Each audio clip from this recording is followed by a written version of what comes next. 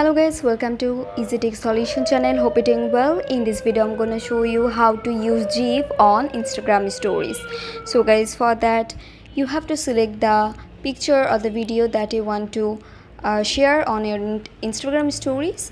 Then you have to tap on the sticker option, and here you can see GIF. You have to tap on it, and then you can search the GIF by searching, and also you can find the various kind of GIF here. So select the one GIF that you want. Suppose I'm selecting this one. Yeah, alright, this one. And here you can use the GIF that GIF you want to like, and then you have to just post it.